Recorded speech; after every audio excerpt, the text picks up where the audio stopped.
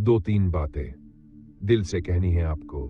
सुना होगा आपने बहुत सी कहानियां, बहुत से चैनलों पर डर का नाम लेकर किस्से सुनाए जाते हैं, लेकिन वो सब बस सुनने भर के होते हैं। असली दर्द, असली खौफ, आपकी रूह तक उतर जाने वाला डर सिर्फ भूत की कहानी 33 नूर आलम के साथ पर ही मिलता है। ये वो जगह है जहां कहानियां आपकी सांसें रोक देती है, दिल की धड़कनें तेज कर देती है और रात को नींद छीन लेती है। अगर आपको यहां मजा नहीं आया, डर महसूस नहीं हुआ, तो इस चैनल का नाम आप खुद बदल दीजिएगा, क्योंकि ये चैनल वादा करता है कि ऐसी कहानियां आपको कहीं और नहीं मिलेंगी। हर नए वीडियो के साथ एक नया जख्म, एक नया खौफ आपकी रूह को छू कर जाएगा। तो जल्दी से चैनल को सब्सक्राइब कर दीजिए ताकि जब भी नया वीडियो आएगा वह अपने आप आपके पास पहुंच जाएगा। और अगर दिल की धड़कनें तेज हुई, डर ने वाकई मजा दिया, तो लाइक दबाकर हमें बताइए, क्योंकि बुक की कहानी 33 नूर आलम के साथ पर डर कभी खत्म नहीं होता। अब तैयार हो जाइए और कहानी के अगले अंधेरे मोड़ की ओर। रात का समय था, आसमान में चांद बादलों में छुपा हुआ था। काली घटाएं गांव के ऊपर मंडरा रही थीं। सन्नाटा इतना गहरा था कि पत्तियों की हल्की सरसराहट भी किसी चाकू जैसी लग रही थी। दूर कहीं कुत्ते लगातार भौंक रहे थे, जैसे उन्हें कुछ अनहोनी का अंदेशा हो। गांव के बीच में चौपाल पर बूढ़े बुजुर्ग बैठे थे, बीड़ी फूंकते हुए आपस में कह रहे थे कि आज भी मत जाना उस जंगल वाले रास्ते पर। कहते हैं पिछली बार जो लड़का वहां गया था वह कभी लौटा ही नहीं, उसका सिर्फ जूता मिला था।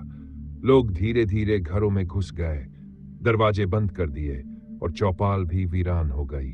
इसी गांव में 3 दोस्त आए हुए थे, अमित, सुरेश और विजय। ये तीनों शहर के रहने वाले थे, लेकिन छुट्टियों में गांव घूमने आए थे। शहर की हवा में पले बड़े थे, इसलिए भूत प्रेत जैसी बातों पर हंसते थे। जब बुजुर्गों ने उन्हें चेतावनी दी तो अमित हंसकर बोला कि अरे बाबा, ये सब तुम्हारे डराने की बातें हैं, सच में कोई भूत प्रेत नहीं होता। सुरेश थोड़ा डरपोक किस्म का था, उसने धीरे से कहा कि यार, मैं तो इन सब बातों को हल्के में नहीं लेता। बचपन से सुना है कि जंगल वाले कुएं में औरत की आत्मा भटकती है। विजय बीच का था, उसने कहा कि अगर सच में कुछ है तो क्यों ना आजमा कर देख लिया जाए। ऐसे ही दावे करते रहने से अच्छा है कि आधी रात को जाकर देख ले। तीनों ने आपस में तय किया कि 12 बजे निकलेंगे। एक टॉर्च और 2 मोबाइल की रोशनी साथ होगी, बाकी हिम्मत का सहारा रहेगा। घड़ी ने जैसे ही 12 बजाए, पूरा गांव नींद में डूब गया। बस कहीं कहीं से बच्चों के रोने, कुत्तों के भौंकने और झिंगुरों की आवाजें सुनाई दे रही थीं। तीनों धीरे धीरे अपने कमरे से निकले, दरवाजा खटकने तक की आवाज को छुपाकर, और रास्ते पर चल पड़े। जैसे ही गांव की बस्ती खत्म हुई, हवा का रुख बदल गया। अचानक ठंडी हवा का झोंका आया, जिसे उनकी रीढ़ की हड्डी तक कांप उठी। पेड़ों की टहनियां आपस में टकरा रही थीं, और हर टकराहट में जैसे कोई कराह सुनाई देती थी। सुरेश ने कांपते हुए कहा कि यह सही आइडिया नहीं था। अमित हंसते हुए बोला कि तू हमेशा डरता रहता है, देखना सब झूठ निकलेगा। विजय चुप रहा, उसके मन में अजीब सी बेचैनी थी, लेकिन उसने कुछ कहा नहीं।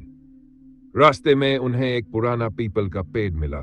उसके नीचे मिट्टी का टूटा हुआ चबूतरा था, जिस पर सूखी फूल माला और राख बिखरी हुई थी, जैसे किसी समय वहां पूजा होती रही हो। अचानक हवा चली और ऊपर टंगी पुरानी घंटी अपने आप बज उठी।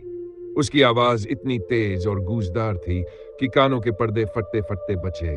तीनों के शरीर कांप गए, उनकी धड़कनें तेज हो गई। उन्होंने एक दूसरे की तरफ देखा, लेकिन हिम्मत जुटाकर आगे बढ़ गए। जंगल में घुसते ही काली धुंध ने उन्हें घेर लिया। टॉर्च की रोशनी धुंध के पार नहीं जा रही थी। ऐसा लग रहा था जैसे कोई अदृश्य पर्दा खड़ा हो। तभी अचानक रास्ते के किनारे पत्तियों में खड़खड़ाहट हुई, जैसे कोई भाग रहा हो। तीनों ने टॉर्च उस ओर डाली तो पत्तियां हिलना बंद हो गई, लेकिन किसी का भी निशान नहीं था। सुरेश के मुंह से डर के मारे हे भगवान निकल गया। अमित ने फिर मजाक उड़ाया, लेकिन उसकी आवाज में भी हल्की कंपी थी। आगे जाकर उन्हें वह कुआं दिखा, पुराना, टूटी फूटी ईंटों से बना हुआ, किनारों पर काई जमी हुई और ऊपर झुकी टहनियों से आधा ढका हुआ। कुएं के पास पहुंचते ही उन्हें अचानक ठंडी हवा का झोंका महसूस हुआ, जैसे बर्फ का पहाड़ सामने खड़ा हो। सुरेश ने कांपते हुए कहा कि यही वह कुआं होगा। अमित झांकने लगा, नीचे कुछ दिखाई नहीं दे रहा था, बस गहरी काली खाई जैसे निगल जाने को तैयार हो। तभी कुएं से हल्की हल्की सिसकियों की आवाज आने लगी, जैसे कोई औरत रो रही हो। आवाज इतनी दर्दनाक कि दिल फट जाए। सुरेश पीछे हट गया। विजय ने कांपते हुए कहा कि यह कैसी आवाज है। अमित जबरदस्ती हिम्मत दिखाते हुए बोला कि शायद हवा की वजह से गूंज हो रही है। लेकिन जैसे ही उसने कहा, कुएं के अंदर से एक जोरदार धमाका हुआ, जैसे कोई बड़ी चट्टान गिरी हो, और उसके साथ ही पानी के उबलने की आवाज गूंज उठी। तीनों के होश उड़ गए। तभी कुएं के अंदर से एक लंबा हाथ बाहर निकला, काला, हड्डियों से भरा और सड़ी हुई चमड़ी से लिपटा हुआ। सुरेश की चीख निकल गई। अमित के हाथ से टॉर्च गिर गई। विजय पीछे हटते हुए ठोकर खाकर गिर पड़ा। वह हाथ हवा में लहराया और फिर अचानक अंदर खिंच गया। तीनों भागने को हुए ही थे कि तभी सामने से एक सफेद साया निकल कर आया। उसका चेहरा ढका हुआ था, लेकिन आंखें लाल जल रही थीं। उसकी चाल इंसानों जैसी नहीं थी, बल्कि वह जमीन से कुछ ऊपर उड़ रहा था। उसने बेहद धीमी लेकिन भारी आवाज में कहा, तुम्हें यहां नहीं आना चाहिए था। वह सफेद साया उनके सामने खड़ा था। उसकी लाल आंखें अंधेरे में अंगारों की तरह चमक रही थीं। तीनों दोस्तों की सांसें जैसे रुक गई थी। शरीर से पसीना बह रहा था, पैरों में ताकत नहीं बची थी। अचानक वह साया धीरे धीरे उनकी ओर बढ़ने लगा। उसकी चाल जमीन से ऊपर उड़ती हुई, जैसे कोई इंसान नहीं बल्कि हवा का टुकड़ा हो। उसकी आवाज गूंज उठी, यह जगह मेरी है, यहां कोई नहीं आता, जो आता है वह लौट कर नहीं जाता।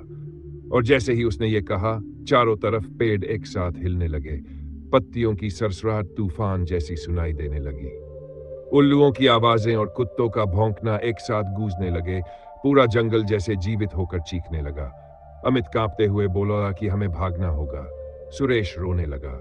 उसकी आंखों से आंसू बहने लगे। विजय ने हिम्मत जुटाई और तीनों ने एक साथ पीछे मुड़कर भागना शुरू किया। लेकिन रास्ता वैसा नहीं रहा जैसा आते वक्त था। अब पेड़ अजीब रंग से खड़े थे।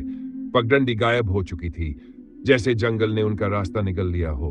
वे भागते रहे, लेकिन हर तरफ वही पेड़, वही धुंध, वही अंधेरा। उनके कदम भारी हो रहे थे, सांसें टूट रही थी। अचानक उन्हें दूर रोशनी दिखाई दी, जैसे किसी मंदिर में दीपक जल रहा हो। तीनों उसी ओर भागे। रोशनी धीरे धीरे नजदीक आने लगी। वहां सचमुच एक छोटा सा हनुमान जी का मंदिर था। टूटी फूटी दीवारें, लेकिन भीतर दीपक जल रहा था और हनुमान जी की मूर्ति पर सिंदूर लगा हुआ था, जैसे किसी ने अभी अभी पूजा की हो। तीनों भागकर मंदिर के अंदर घुस गए। वहां पहुंचते ही उनके शरीर में थोड़ी राहत मिली। सांसें धीमी हुई, लेकिन तभी मंदिर के बाहर वही सफेद साया प्रकट हुआ। इस बार और भी भयानक रूप में। उसके लंबे बाल हवा में उड़ रहे थे, चेहरा झुलसा हुआ, दांत बाहर निकले हुए, और वह चिल्लाया, यह मंदिर भी तुम्हें नहीं बचा पाएगा। उसकी आवाज ऐसी थी कि मंदिर की दीवारें कांपने लगीं। दीपक की लौ डगमगाने लगी। सुरेश ने कांपते हुए हनुमान चालीसा पढ़नी शुरू की।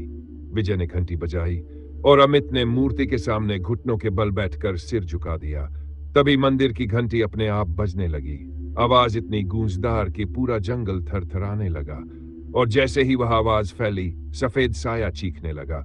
उसकी चीख इतनी भयानक कि पेड़ की टहनियां टूटकर गिरने लगीं। धुंध और गहरी हो गई, लेकिन मंदिर के चारों तरफ एक अदृश्य दीवार खड़ी हो गई, जैसे हनुमान जी की शक्ति ने तीनों को घेर लिया हो। वह साया बार बार मंदिर की ओर झपटा, लेकिन हर बार अदृश्य शक्ति ने उसे पीछे धकेल दिया। उसकी चीखें दूर तक गूंजती रहीं। धीरे धीरे उसकी आकृति धुंधली पड़ने लगी। उसके हाथ पांव गायब होने लगे और अंत में वह जैसे धुएं की तरह हवा में मिल गया। चारों तरफ सन्नाटा छा गया। हवा थम गई, जंगल शांत हो गया। तीनों दोस्त थरथराते हुए बैठे रहे।